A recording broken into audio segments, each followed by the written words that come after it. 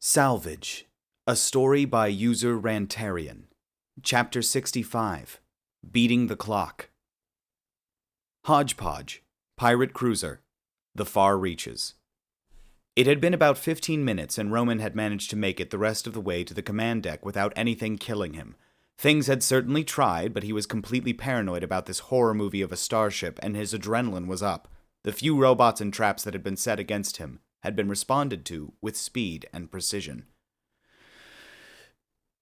Roman had taken it slow. He had kept his eyes on every direction, and he had somehow managed to survive. More nerve jam drones, more plasma bots, more turrets, some that shot lightning bolts, and another narrowly avoided gravity trap had all made the list of things that had nearly killed him, but didn't.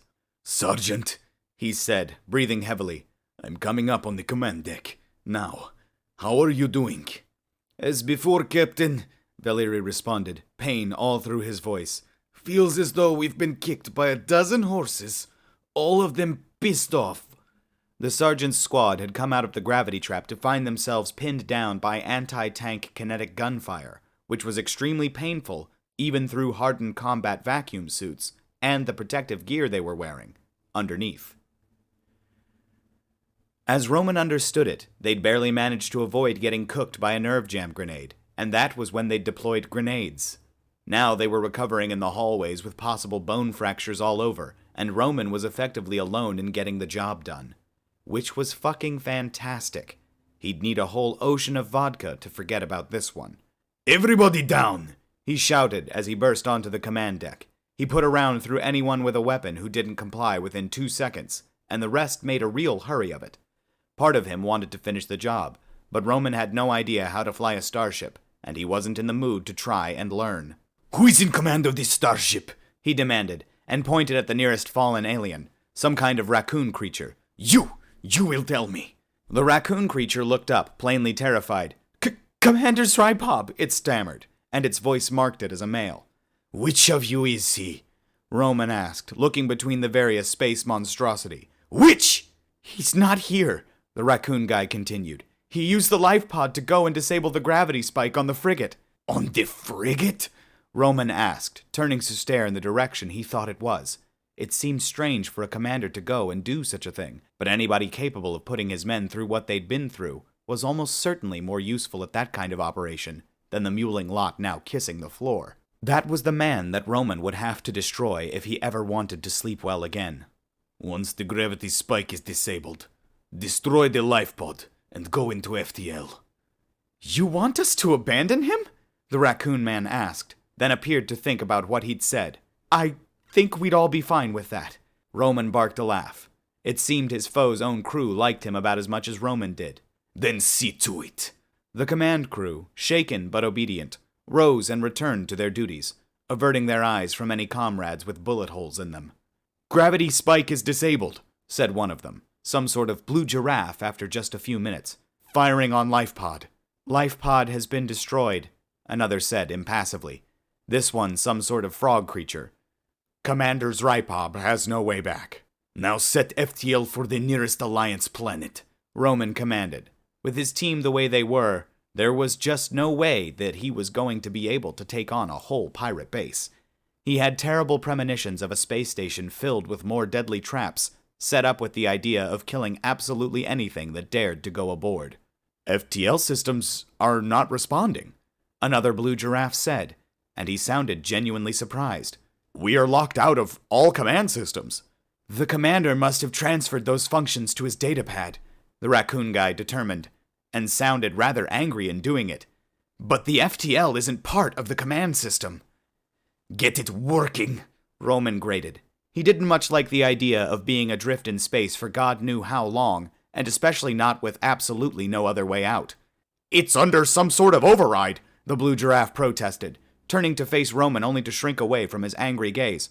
"I can't get it working until that's lifted." Roman was about to say he didn't give a shit when he was interrupted by the raccoon. "Sensors show something else has entered local space," the raccoon guy said. "It's a salvage runner." Srypob supposed he should be glad that they hadn't started firing at the frigate itself, but that didn't help when it came to getting off the doomed ship. All of the life pods were either irreparably damaged or had already ejected and were quickly pushing on towards the boundaries of the gravity spike. Things are not looking good, he mused. But they were still looking worse for the hodgepodge. He'd seen one of the intruders reach the command deck, and then some of the life signs on the deck had disappeared. Going back there was probably a creative way to commit suicide, and Zrypov had never been one for self-sacrifice. That was when the salvage runner had appeared in local space. The ship ID'd as Kefani's vessel, and set an intercept course for the hodgepodge. Nothing good would come of that. If she boarded that ship, she'd probably die, and she'd give the human soldiers a way off. The soldiers were in command of his crew, and it was likely she'd never even see it coming. He did her a favor and disabled their access to the hodgepodge's communication system, switching it over to be used through his datapad. Kefani, he said, activating a link. This is Commander Zrypov. Do not go aboard that vessel. Dock with the frigate instead. The voice that answered him was not Kefani.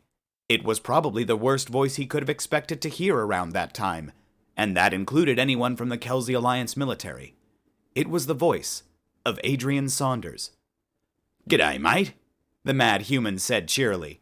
I heard you were in a bit of a fucking bind, but I'm guessing you had to bail on your ship. Zrypov hesitated. He wasn't sure how much he wanted to get involved with this particular human again. Adrian had a habit of attracting vast amounts of unwanted and unexpected trouble, and Zrypov had gotten tired of only barely surviving it. There had to be a way out of this that didn't include Adrian Saunders rescuing him. Well, there was one. Adrian, he said, forcing some cheer into his voice. I never thought I would hear from you again. Come and get me, quickly. Sit tight, mate, Adrian replied. What's going on in the hodgepodge anyway? The enemy had control of the weapons. They just blew up my life pod, Zrypov explained. I've locked them out of those controls for now. I'm just docking now, Adrian told him. Come aboard, and then we'll figure out what I'm going to do with you. Zrypov did as he was bade, and was glad to see the inside of a functional vessel in spite of the terrifying presence of Adrian Saunders. I take it you've stolen this vessel from Kefani. Adrian frowned. More like borrowed for an indeterminate amount of time. But I just need to get back to Cimbrian and back. You're going to the colony there? Zrypov asked in surprise. I did not think you had any desire to return to Earth. I didn't know there was a colony there until you told me right now, Adrian said, and this seemed to bother him. This might not be as easy as I was hoping. Things were rarely easy as far as Adrian Saunders was concerned, Zrypov thought to himself. The prospect of joining with him on yet another one of his inevitable misadventures was unpleasant to say the least, and Zrypov had no intention of doing so. Now that I'm aboard, I'll tell you what happened aboard the hodgepodge, he said, considering how to spin the story. We were boarded by 8 human soldiers, and seem to have managed to disable 3 and kill 4. That is an astounding victory, or it would be had the last of them not gained control of the ship by reaching the command deck. How many crewmen have you got on there? Adrian asked. It's a big ship. I would say that there are 20 survivors at the moment, Zrypov said, but that's likely to diminish quite suddenly once the self-destruct activates. Adrian stared at him in horror, which seemed pretty judgmental from the guy who had ignited the Great Hunt. You've turned on the self-destruct with 20 of your own men inside. What the fuck kind of plan is that? It was a practical one, Zrypov defended, but this conversation was going exactly the way he wanted it to. Now that you're here, perhaps you can assist me by retaking the ship. Then I won't have to destroy it. Now Adrian was glaring at him. Great. Fucking great.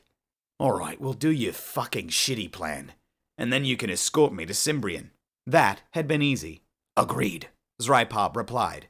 There was now no way that he could lose. If Adrian won, the ship would be restored to Zrypov's command, and he could claim his actions had been pure strategy.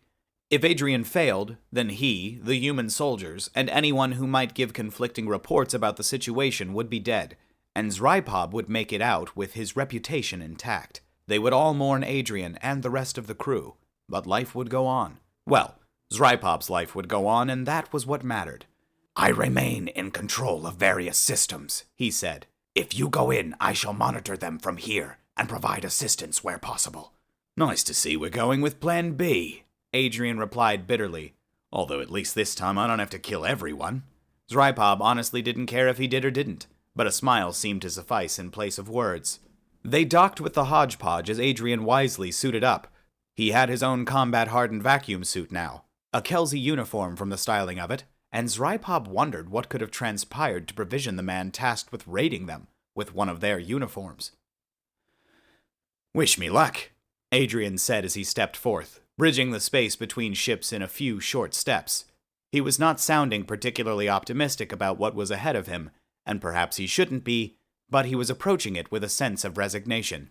"Good luck," Zrypov said with a wave, and then he shut the door. A moment later, he'd released from the larger vessel and was pulling away with all the speed the kinetics would give him. A few moments later, he sent a message through to Adrian Saunders and punched into FTL.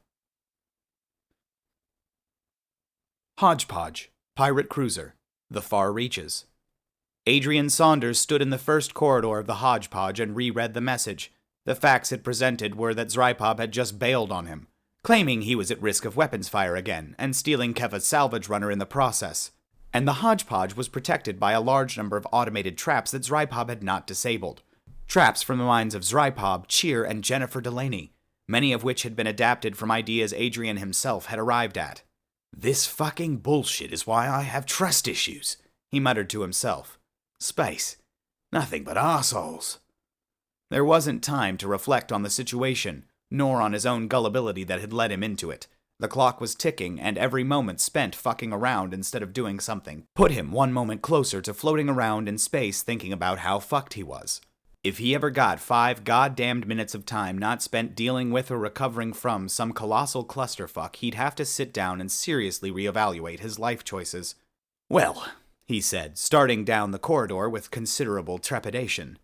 "Let's see what all those demented minds could come up with." He walked carefully, and as he walked, he mentally assessed the resources available to each side. Zrypov's brief description of the human soldiers suggested automatic weapons, grenades, and probable sidearms. Adrian, on the other hand, had a fusion cutter about 3 inches long. Shitty fucking plan. Little wonder Zrypov bailed. But if Adrian somehow managed a miracle, he'd be having some pretty fucking interesting words with that glorified toad if they ever met again.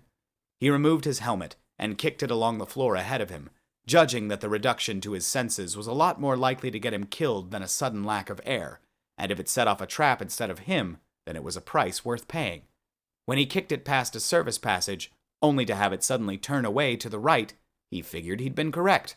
"Invisible traps are the fucking best," he observed, wondering exactly what it was that was going to try and kill him. There was only one way to find out, however, so he stopped at the corner and held out his arm, only to be entirely unsurprised that some asshole had turned a long fucking corridor into a long fucking drop. To his left, he saw a rope hanging across the passage showing where someone had managed to cross, and to his right, a corpse showing where someone hadn't. "Too wide to jump it?" he asked himself, casting an eye over the gap and the structural reinforcements jutting a short distance out from the corners. In a human-built ship, those would be full of rivets and could give plenty of grip, but on the Hodgepodge, and all Kelsey ships for that matter, they were smooth and shiny and looked exactly like the last thing you'd want to bet your life on. The problem was he didn't have enough time to turn back and find another way, and realistically he wasn't sure he even had enough time to go his way. He looked to his right. There was only one way that was going to get him to the command deck with time to spare, and he was looking at it. He fished the fusion cutter out of his belt and stared at it for a moment, hoping that it was up to the task about to be demanded of it. "This is a fucking bad idea, Saunders," he told himself. "Really fucking bad." But he'd seen it done in some old movies about pirates. So, how bad could it be? Adrian Saunders planted the fusion cutter into the floor and swung himself out onto it with both hands. It sliced downwards as he'd expected, but with considerably less resistance than he would have enjoyed. "Fuck!" he screamed as the doors flashed past him, all of his focus put on holding that cutter in a death grip. A long, molten gash streaked behind the blade, vanishing upwards as he fell. He twisted the blade in the wall, veering himself towards a wall in an effort to slow his mad descent, and the impact slammed him so hard that he very nearly lost the blade. Adrian Saunders hadn't often been thankful for what Cruzier had done to him, but he was thankful right now. There wasn't a doubt in his mind that without the strength it had provided, he would have fallen to a very unpleasant kind of death. With gritted teeth, he turned the blade the other way, zigzagging his way down the corridor and cursing every inch of the way. He was still about 15 meters up when the fusion blade burned out and stopped.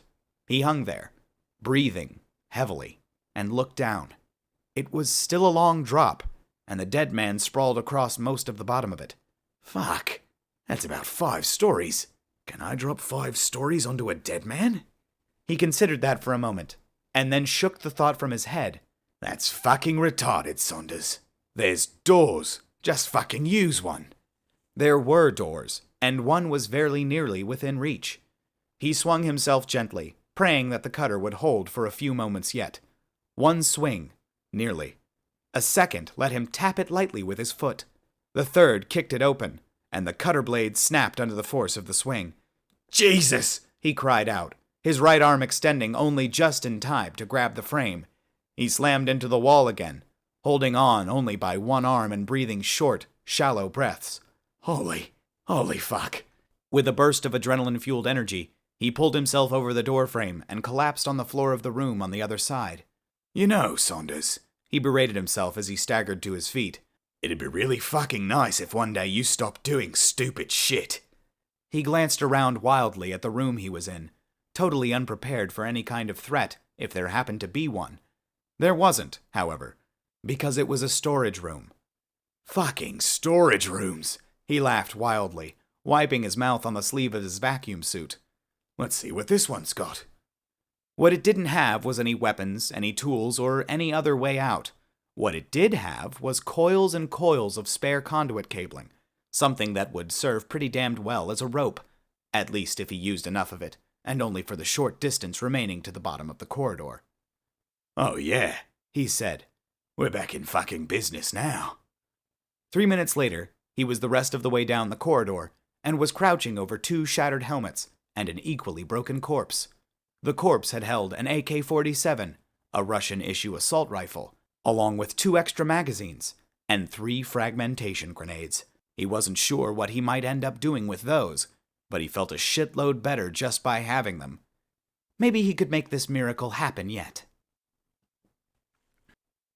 Captain Roman Kaminsky watched the life sign move incredibly quickly down the corridor before coming to a sudden halt, just shy of the end. This, he saw, was how the aliens had always been prepared for them, no matter which way they had elected to go. It was hard to get ahead of your enemy when they knew what you were doing at all times. Sergeant, Roman said, speaking to Markovich. There's somebody in your general area, but I'm not sure who they are. Would you like us to check it out, Captain? Markovich asked, pain still heavy in his voice, but now matched by determination. It seemed that the time they had spent resting had been time well spent.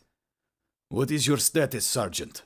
Roman asked. He wasn't going to send injured men to investigate anything that could move that fast. Nothing we can't walk off, Markovich lied. Roman didn't call him on it. He really needed the team to put eyes on what was coming in their direction, regardless of how risky it was. Then I'll direct you as to where you can set up an ambush. He did so, urging them to move as quickly as they could so that they could head off the new intruder, and turned to the command crew for further help. What do you have that can stop this intruder? The raccoon was first to speak again. With the exception of the hover cameras, the drones have all been destroyed by you and your men. If that intruder is to be stopped, you will need to hope that the traps or your men manage to do it. Roman turned back to the display, seeing where the life sign fit on the ship and figuring that neither he or his team had passed through the area. What trap is the intruder headed into next? That area contains plasma vents, the raccoon advised. I doubt the intruder will get through there alive. Roman nodded, grimacing at the memory of Denis Laganov burning in a pillar of flame. There had only been a split second to make the decision to fire upon the pop-up turrets, and not everyone would have been able to manage it. That sort of thing needed reaction times that were found in only a few gifted individuals, such as Roman Kaminsky himself. And he doubted that this intruder would have the same kind of speed. Sergeant, he said, speaking to Markovich once again. When you think you're getting close, just listen for the screams. Markovich acknowledged, and Roman focused intently on the view screen, sparing only enough awareness to make sure the command crew didn't try any funny business. The little blip was in the passageway, and there wasn't anywhere for him to go but into the fire. He swallowed nervously, watching the group of his own men negotiate the corridors that were deemed safe on their way to meet a man who would very soon be barbecued. Any moment now. Roman heard the distant explosion rattle the ship, noting the flicker of the lights as power was very briefly disrupted. It happened a second time before what had happened became apparent. The little blip had not disappeared, but had continued moving down the hallway.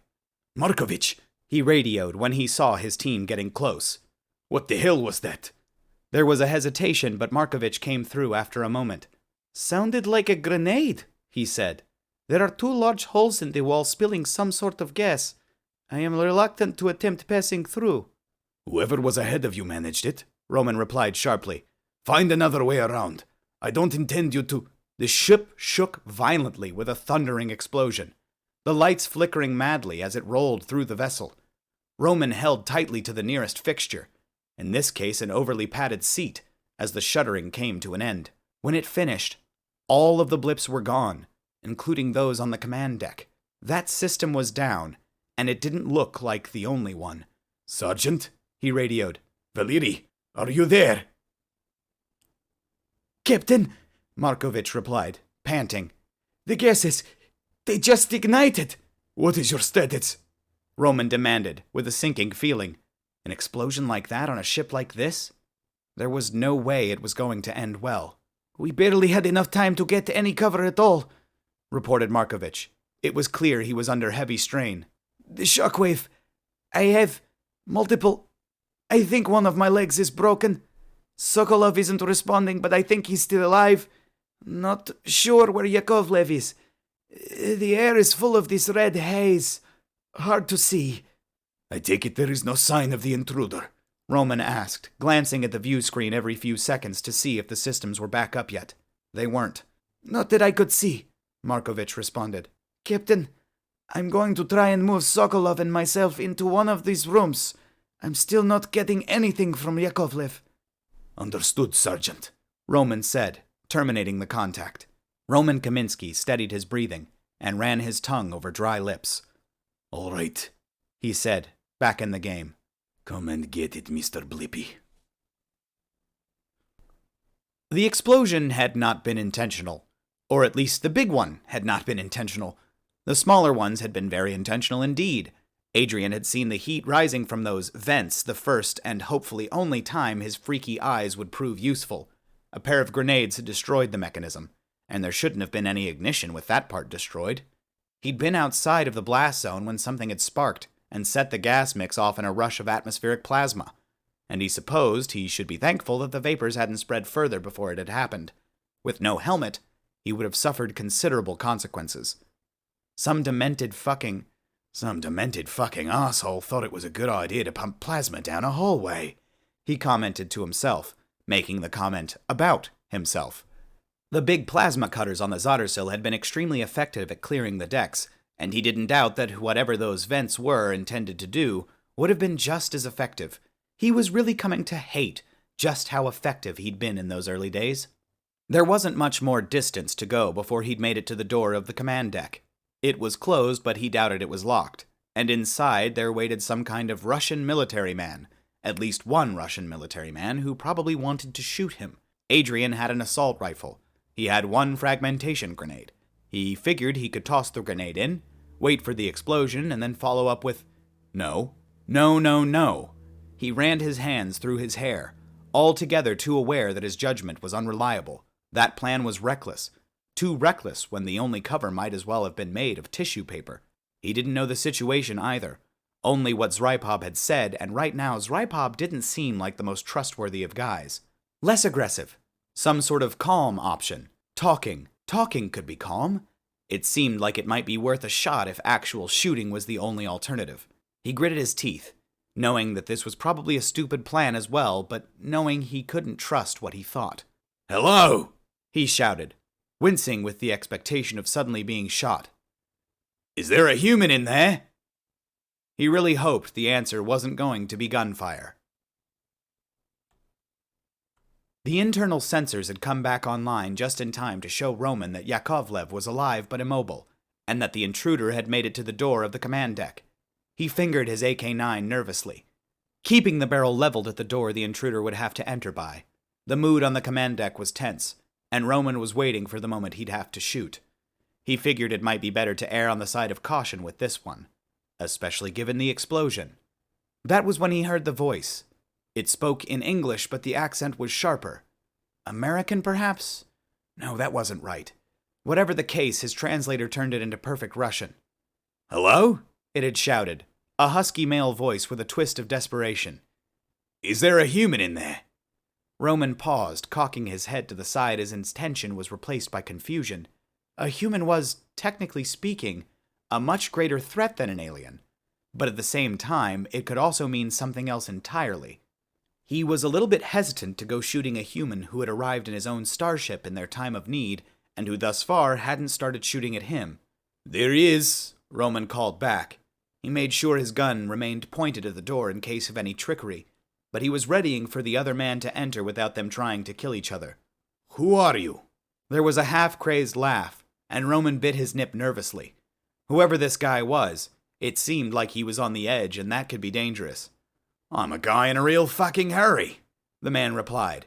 "The self-destruct has been activated by the commander of this ship." Roman was aware that this was news to the command crew, because there was an immediate flurry of activity as they rushed to confirm it. He kept an ear on them as they worked, picking out phrases like "not running" and "something's running" and "silent mode." Those phrases seemed to get progressively more serious in nature, to the point when Roman decided he was going to believe the man. "Thank you for letting us know," Roman called back. "We will be sure to get this turned off." "We can't turn it off," the raccoon guy informed him. "That system is in lockdown." "Is there another way?" Roman demanded. He was a highly trained soldier, but the idea of dying on a starship that was destroying itself... "Is there another way?" Roman demanded. He was a highly trained soldier, but the idea of dying on a starship that was destroying itself in the depths of space scared the shit out of him. "I don't know," the raccoon guy replied. "I'm not an engineer." "I'm an engineer," the voice offered. "Can I come in?" Roman bit his lip again. He didn't think that he had much of a choice, even if he really didn't like the idea of some random human turning up to help him. It seemed like that was a great way for things to go really badly wrong. "Come in, but no, I will have my gun pointed at you." The door opened slowly, and a man in Kelsey Alliance colors entered. He was scruffy and powerfully built, with dark hair and beard running as wild as his eyes. He had the look of a man who was standing on the precipice of snapping, and as he was carrying an AK-9, he had all the firepower he'd need to really fuck up everybody's day. That didn't exactly fill Roman with happiness, but it wasn't being pointed at him, so he guessed that was something. "G'day," the man said.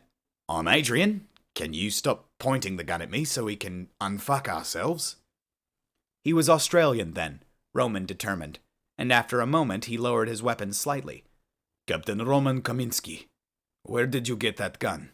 "I picked it up off a dead guy," Adrian replied candidly. "Figured he wasn't using it anymore, and I didn't know whether I was going to be shooting you or not." "I'm thinking not," Roman asked, raising an eyebrow. "I would not recommend the attempt." Adrian nodded. "I'm hoping we can come to some sort of compromise here where nobody else gets shot and we can all fuck off back to where we came from. Sound good to you?" "Sounds good to me," Roman confirmed. "First though, what did you do to my men?" Adrian's expression of utter cluelessness told Roman all he needed to know on that one. "What men?" "Near the explosion, I had some men," Roman told him, grinding his teeth as he thought about it. "Fortunately for you, they are still alive." "Well, thank fuck for that then," Adrian said, at least some measure of his relief appearing to be genuine. "But if we don't get this sorted out, we're all fucked. I don't have a helmet for floating around in space, so I reckon that's my motivation. Everyone here like breathing?" The consensus was that everyone did, but Roman couldn't help but notice that the command crew were all far more nervous now than they had been before the human had entered. At a better time, he'd ask why that was, but right now there was a fairly major problem that needed dealing with. "What do you need to do?" he asked. "If you guys can't unfuck it from here, I need to get to engineering," Adrian told him. "Can you turn off all those fucking traps?" "We can't," the raccoon guy ventured, far more timidly than Roman had been spoken to. That system is locked out. Adrian rubbed a hand across his face and ran it back through his hair. Just fucking reboot whatever needs rebooting. Can you at least get me past the areas with traps? Yes, the raccoon guy confirmed. You've got a datapad there. We could set up a link. Do it, Roman ordered. Are you sure you can do this, Adrian? Adrian stared at him. Mate, I'm not sure I can do it alone. Roman would be surprised if this man could manage much of anything on his own at the moment, but he kept that comment to himself. What do you need me to do? It's the FTL that's going to fuck us, Adrian explained in brief. I'm going to trip the power to it. The conduits will auto off for safety, and when I do that, I need you to yank it. You're sure this will work? Roman asked, eyeing the crazy-looking Australian. Adrian gave his best reassurance in reply. Not fucking sure of anything right now, but it should work. If it doesn't, we're all probably going to die anyway. With a deep breath to steady his nerves, Roman nodded. Like the Australian said, they effectively had nothing to lose. In that case, he said, you had better lead the way. Adrian was leading the way, although he was letting his datapad do the actual navigating. He figured that it might have been easy for the command crew to send him directly into a trap, but aliens weren't stupid. They knew that they had exactly one survival prospect, and it was Captains Adrian Saunders and Roman Kaminsky. They ran, or at least Adrian ran, and Roman pushed himself to follow. He was breathing heavily in the lighter atmosphere to which Adrian's body had become accustomed, and Adrian was forced to slow his pace to allow the Russian to catch up. How do you not tire? Roman demanded between heaving breaths. Alien mutant juice, Adrian replied, laughing at his joke. Works fucking wonders for the body. Mutant juice? Roman asked, staring at him. You do not look like a mutant? Adrian knew that was true, because what he looked like was a space hobo. Everything that was wrong with him was completely invisible, and who knew what kind of effects the cruiser was having that the doctor hadn't picked up on? He shrugged. You'd be surprised. Then, when Roman had managed to catch his breath, he turned to run again, albeit at a slower pace this time. This time, the Russian managed to keep up, and they were at the engineering section within 10 or so minutes. It was bigger than Adrian had been expecting, but he tried not to let his surprise show. It was important to seem confident when doing this. Otherwise, the Russian captain might stop him. If that happened, they'd all get to find out what suffocating was like. There's the reactor, he said, pointing it out to Roman. And over there is the FTL. They're smaller than you'd expect, but don't be fooled. It's all in how much power you put through them. Roman stared at him intently. Are you up for this, Adrian? Mate, I'm not having the best day, but I can do this, Adrian assured him. There wasn't anything he was doing now that he hadn't accidentally done back on the Zottersill, except this time he wasn't going to do it by accident. And once he was done, he'd be able to have some sort of fucking rest between now and the next goddamn disaster. At some point, he'd actually managed to get to Cimbrian, and he'd actually managed to see Jen again. He just had to keep going. Go check for the release, Adrian instructed the Russian. There should be an access panel on the drive container. What will you be doing? Roman asked, already turning to do as instructed. I'll be fucking around with some cabling and a goddamn quantum resonance reactor, Adrian replied. Not that he had the slightest knowledge of what he was doing when he was dealing with the latter, but he knew enough about the infrastructure it was hooked to in order to get by. Then it seems they have the easy job, Roman mused, walking over to his station and starting to look around. Actually, Adrian called out from the reactor, if this goes really fucking sideways, we're probably both going to get cooked by plasma. I have every confidence in your ability to avoid that, Adrian, Roman replied, and Adrian started to get the feeling that he was being treated with kid gloves. Good news, Adrian shouted out as he discovered that the infrastructure was familiar to that of the Dominion vessels. This is basically the same as the ships I accidentally made not work. Is that intended to reassure me? Roman called back. Adrian, there is no access port. This is all sealed. That's impossible, Adrian replied, jogging over to where Roman was peeking around wall units and protective plates. A quick examination showed that the FTL drive on this ship had been sealed into its housing and could not be removed. Nothing about it could be accessed. Well, Adrian said, staring at the giant monkey wrench in his plans. That's no fucking good at all. We could blow it up. That would stop it. I don't want to be stuck here on a dead ship, Adrian replied. There's not much help this far out, unless you fancy engaging the service of some really pissed off pirates. Then what do you suggest? the Russian demanded. "Since you seem to know everything, I've just got to burn out specific sections of the conduits," Adrian replied. "You push enough power through them in the wrong way and they whip around in lines of pure plasma." "That sounds incredibly dangerous," Roman objected. "You would have to be insane to do that." "Don't worry, mate," Adrian replied with his most reassuring grin. "I've actually done it a few times." Alright guys, that's going to do it for this one today. I am sorry if I sound a little gritty today. I am still trying to get over this chest cold. It just won't go away. Every time I think I'm better, it's just not quite better. So today I gritted through it, and I got this one done for you. So that is chapter 65 there of Salvage. Thank you guys so much for being here. I've been streaming a lot more lately.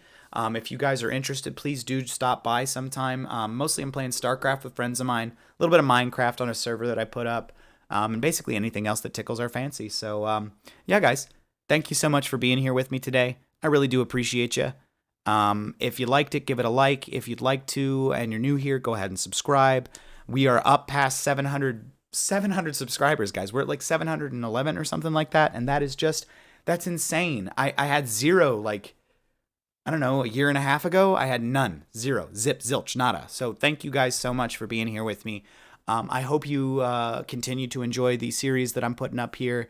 And I'm going to go get to editing. I will talk to you all in the next one. Thanks so much, guys.